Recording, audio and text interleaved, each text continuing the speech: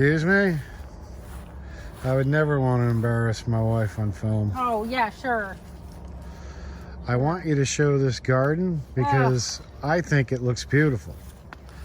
Yeah, but you aren't a gardener and you don't work on it, and it is not beautiful. All right. So I tried revamping this last year, which I do to all the gardens kind of.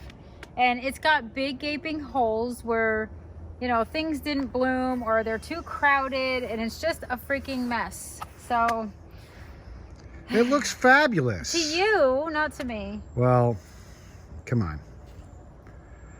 It's called trial and error. Yeah, you deal with it. Many errors in this garden. You married me. You should be used to this by now. Big errors happen. I can tell you. Big trials and tribulations. You would never be a big error. A little error. Yeah. Works both ways, sweetie pie. Oh, I know. Trust me. If you had any idea that all of this would be in your yard in 10 years. Yeah. Yeah. My beautiful flower blossomed many times over. But you know what? I'm starting to, you're starting to grow on me, honey. Like a fungus or like a flower bud?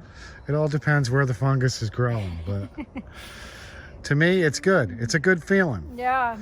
It's kind of good and bad in a way because I feel like we're almost at the peak here. This is it.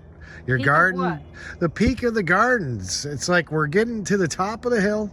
What do you know about peak?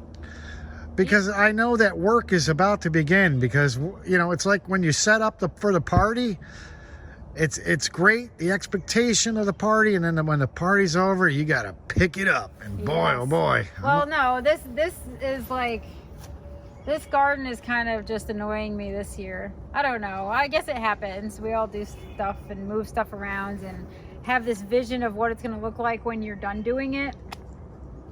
This was not my vision. It is just, this is like a cottage garden, or what I call it, the cottage garden.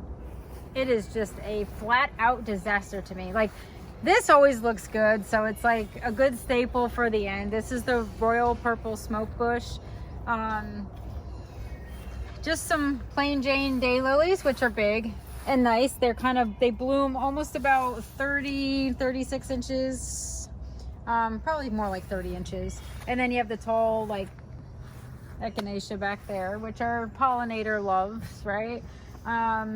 A viburnum, which the berries didn't fill out. Like, we had, this thing bloomed like a freaking hydrangea this year, and I only got this many. Like, a lot of the blooms never created the berries. Is it possible just because of all the rain we had, it just didn't get enough sun? Or maybe it didn't have enough pollination happening to really create them. I don't know. I have to research that. So that's frustrating. That should be loaded with bright red berries. Like, in my head, this was going to be fabulous this year. But look at it. It's not fabulous.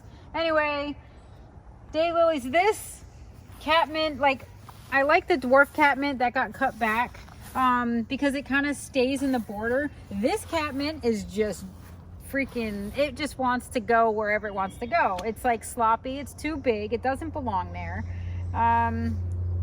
Is that real catmint? Because our cat doesn't seem really... Actually, they do. It's not catnip, but it's catmint, and yes, they do. They roll in it. They eat it. They, don't you remember JD and Toby used to, like, they used to just plow through my plants and like roll all in them. I used to constantly be chasing them out of there. It was a pain. I thought they were just, that was like territorial litter box. No, oh, no. But anyway, so, you know, this, for some reason, my daylilies in here, like I have a whole section in here, I don't have a lot of buds. Like, is that because of this big tree peony that's starting to take over too? Like, I need to like push it back or extend the garden edge inward or outward. You know, this bloomed beautifully, but I think it's starting to shade like the daylilies, where that one got tucked in and didn't have a lot of blooms this year. So I'm missing my color there. My hibiscus looks amazing. That's a blue chiffon Rose of Sharon. Now you're gonna have to really cut that back, or no? If I want to, but I kind of like that it's a big backdrop to this garden. Like it hides the hole over there, and it also hides the birds so they don't feel so threatened when we're out in the yard. It's kind of like a barrier, so I like that. How old is that? Quite a few years. I would say 5 years old. And look at bee butts everywhere in this. This is like the perfect bloom for bee butts. Watch. Oh, they go in there, and then you just see their little butts wiggling around. Oh, look, there's bee butts up there. Yeah, you wouldn't be so excited about bee butts when they have a stinger on the end of them. Oh, I would love them even with a stinger. But anyway, so that yellow flower back there, we got that from our gravel pit. It was like a wildflower. I think it's a Heliopsis of some sort, but it's like a native. So we moved it up here, and it's slowly starting to multiply. So I'm happy about that. That pink cotton candy looking kind of plant is a meadow rue. Whoa, is that a chopper? They're coming to get shots of your garden. Yeah. It's TMZ. TMZ. Wow. It's awful loud.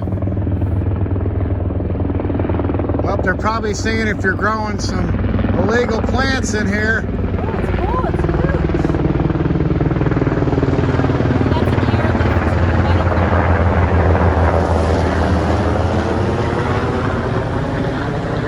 It gives me goosebumps. That means somebody's being airlifted. Well, that's sad. I hope they're okay.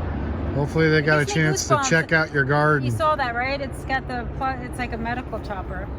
Did you see that, Emma? You missed it. It was a big chopper, but we got it on film thanks to Daddy, I think. Yes, we did. Okay, in a minute we'll show you. We thought they were plant peepers, but it wasn't. But anyway, so that cotton candy plant is what? That's a meadow rue. And it's a spreader, but you know what? It's kind of fun. This guy is just leaning because I'm terrible this year with this garden and staking things. This is the Lictrum, and it's got beautiful dainty purple flowers. And actually I have a picture of a bee like going up into there, and it's very pretty. I have a couple more. They're actually slowly starting to multiply. Look down there, you can see these are babies. So, you know, I'm happy. They get pretty tall. I love that. I actually kind of wanted this free flowering, just like, I don't know, mix of garbage. I just wanted a whole bunch of plants in here. But here's a problem, right? So the center of this garden has vanilla strawberry hydrangea, and which I loved. I have 2 of them. It's gonna bloom. The stems are red. It's all fine and dandy. But something is wrong here. Like, I revamped this because I figured I would have some tall stuff. I have a short purple daylily, which is fine and blooming. But these daylilies never produced a bud. Like, really? I mean, daylilies grow amazing here. Look at the buds on all of them. So I don't know what happened there. And those were like this height. So I should not have a hole here. It's frustrating. It's like, what happened? Is it possible the daylily became a night owl? Oh God, you and your jokes. What do you think? No, I think I'm gonna move on. What kind of daylily is it? Do you know? No. So you don't... I assume it's one of these. I assume it's one of these daylilies because it had height. I wouldn't have just put low daylilies in there because I'm layering it. I'm trying to make it layered. As a matter of fact, I even put Mamma Mia's in here, which look beautiful and you would think are being shaded. Look there's coneflowers all in here. So I'm not sure what happened here. I definitely... Do you know if it was an old lily plant or if it's a new one? I'm assuming it's these. It's the same as these or the light pink ones with the white over there. So you're not assuming that it's like the $125 lily, right? It's definitely not. I didn't get those till the spring. Well, let's hope not. Yeah. So anyway, but this, you know, like this kind of looks crappy. It looked pretty when it was in bloom, but then, you know, this doesn't really look great for the front of the border after it's done blooming. So my idea to put these in the front while the height is good, it's lacking stuff. After it blooms for like maybe 2 weeks, 2.5 weeks, there's nothing. This is boring. So I have a feeling The Tasmanian garden devil is going to go through this garden and do some major reworking, because I'm not happy at all with this. But isn't it very difficult to have, everything isn't going to bloom at the same time? You don't want it to. Yes. So But those aren't blooming at all. Well, it's going to look ugly for a certain part of the season, right? It's not going to blossom. Not if I can help it. Well, I don't know. It did look good, like you said, a couple weeks ago, and now it's kind of... No, it looked good in the spring. I had my spring flowering. My peonies were going off, and my dwarf bee balm was going off. The hydrangea, the viburnum that looked like a hydrangea looked amazing. So there were things blooming early spring that looked great together, but now the things that should be show-stopping are not there, or they're lacking, and it's frustrating. This is amazing. This is always amazing, but it's also starting to, it's starting to flop a little, but the red buds will come out. This should be staked also. See all those yellow? Those are... What are those things? I know. See how big the cones are? I'm going to go around the back, show you. I was on the hunt for these one year because I saw them on a garden tour and I loved them. These they get like 7 feet tall. I'm only 5'4" and they're already 6 feet.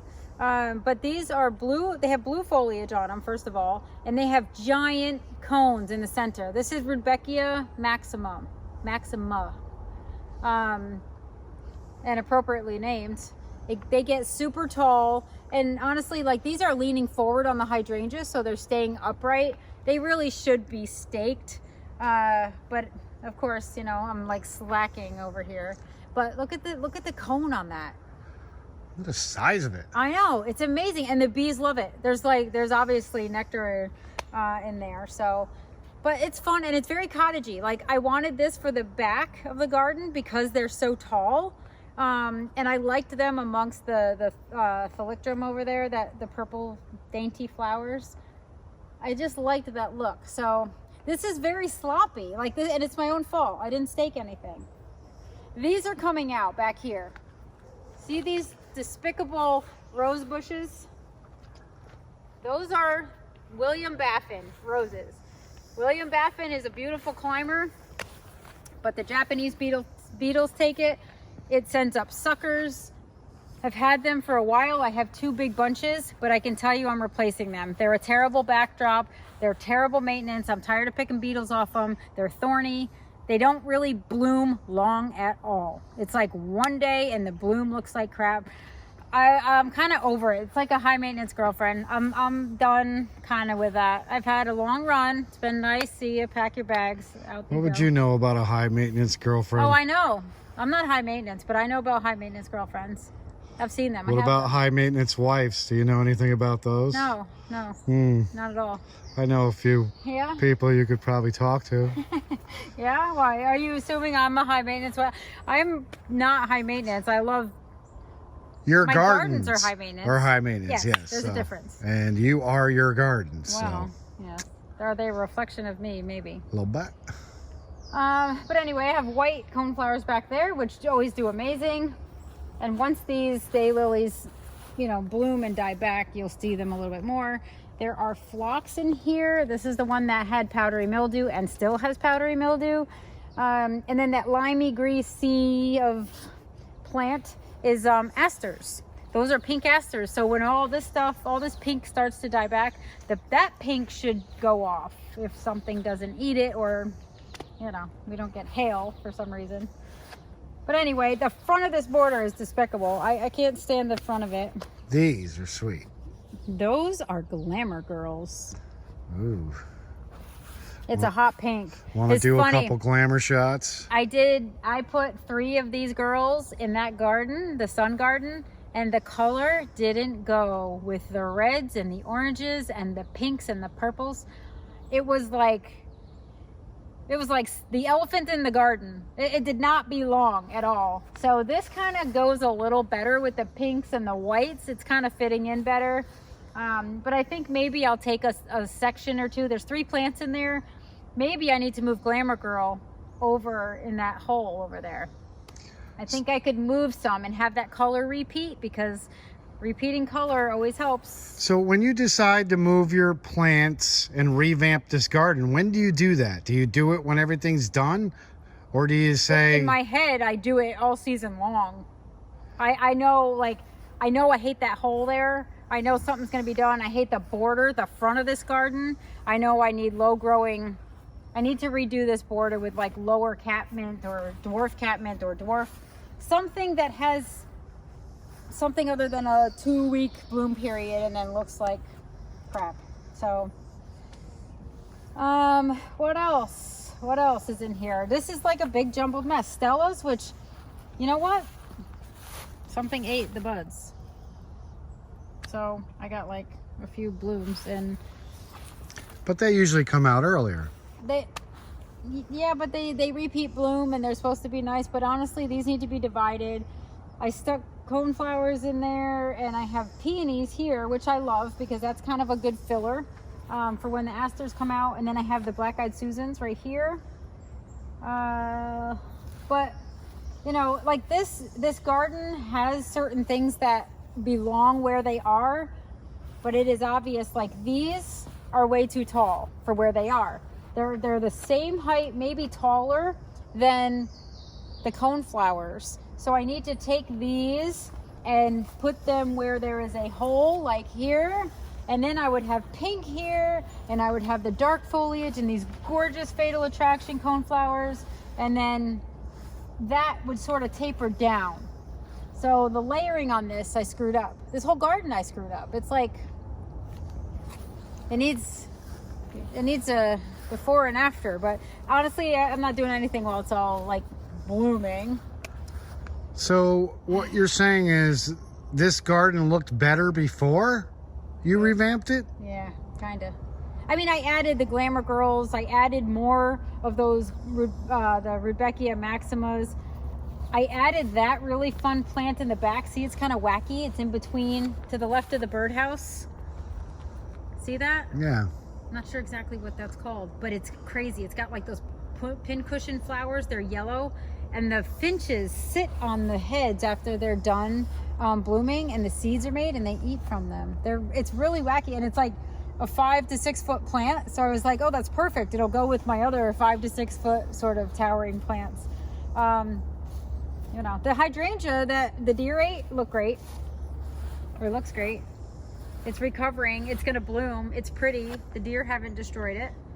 You know, there are some good things about it. But I also have a grass. Isn't it gorgeous? No, you can't see it. There's a grass to the left that's called Shenandoah. It's a switchgrass, and it gets these burgundy ribbons in the fall. Some of the reeds change to burgundy, and it's beautiful, but you can't see it because it's so far back there and out of place. I don't know. I'm just overall frustrated with this garden, and you know, some things I stuffed it, and I just pictured this beautiful tall in the back, mid-height plants in the center, and then a low border, and I royally messed that up. So even the Fatal Attraction, look how big. You know, these are tall. I should know that. The flower is like a foot above the plant, which is one of the things I love about it, but it doesn't belong there. This is like me hurrying up, right? I cut the flowers back, and I'm like, oh, that'll be good. I'll stick it there. It looks like I got fatally attracted to a bug. Oh, yeah, it happens. This one always comes out wacky, but I love, it's got dark, like this dark, mysterious cone, which isn't even a cone. It's sort of like a flat and irregularly bumpy cone, if you can call it that. And then, yes, something eats the thing, but they all come out like that, look. And this might be from a mite, I learned that.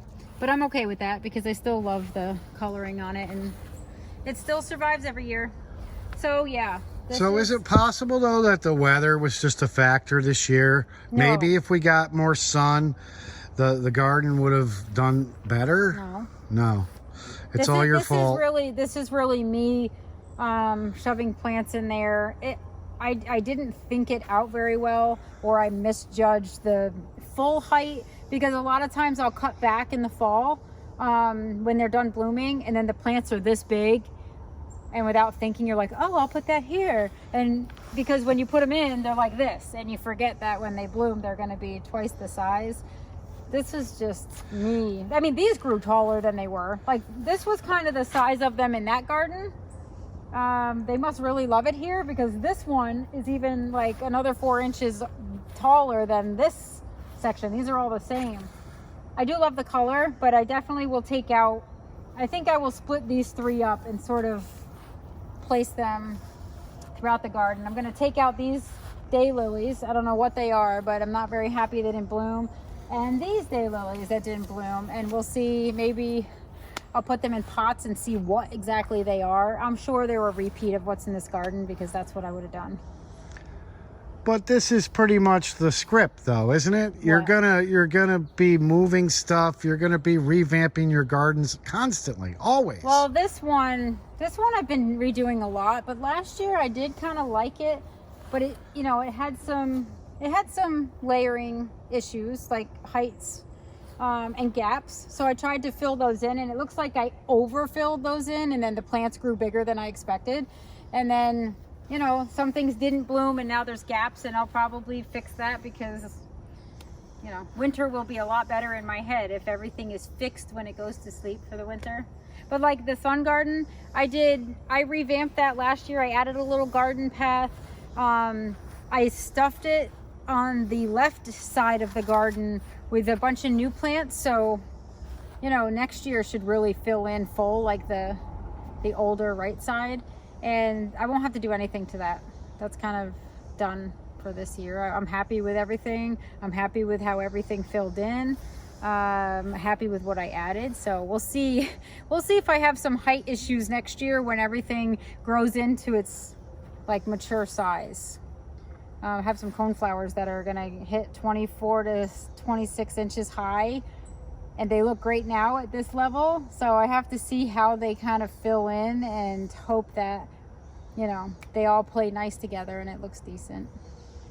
But, well, it's nice to know that even though you're disappointed with this garden, I'm sure many people that are watching this video are going to be like, are you kidding me? You gotta be crazy. I don't think that, but I love it personally, and that's why I forced you to film it. well, Plus, you know what? If you're going to revamp it, then we can look back on it and be like, oh, you remember when it used to look really lousy?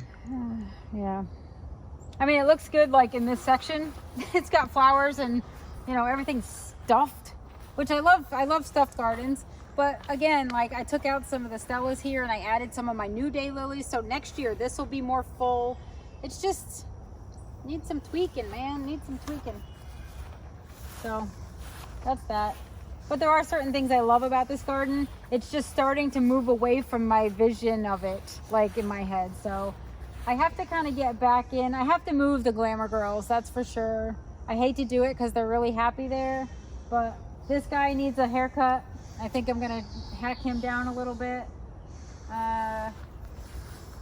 You know, the viburnum's gonna get too big and shade the catmint at some point. Do I push that back, or do I let it bloom next spring and hope for the berries? See, too many decisions. What do I do now? Do I do it all now, or do I just let it fill in and hope for the best next year? No, I definitely have problems here that I'll address, but Not many, though. I think the garden is almost spectacular.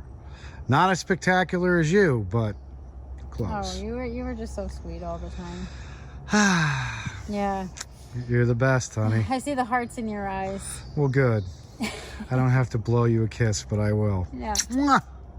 that was terrible. Yeah, sorry.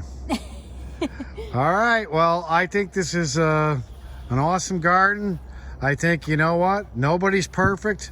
Plants are gonna, sometimes they're gonna succeed, sometimes they're gonna fail, and you know what? I think people need to understand that if you're going to have a garden like this, you're always going to have to be switching it up and learning from previous seasons. Oh, really? Is See? this gardening advice from the guy who really knows like this much about gardening? I don't know. You're kind of really rubbing off on me. I'm starting to learn a lot about gardening. Yeah? Yeah. All right, well then you'll actually be able to help me dig and divide and move around and place things. I'm learning about plants. I don't need to learn about the labor part of it. Labor. That's why I married you. I need the Yes. muscles. All right, honey. Thanks for the tour. No problem. Looks great.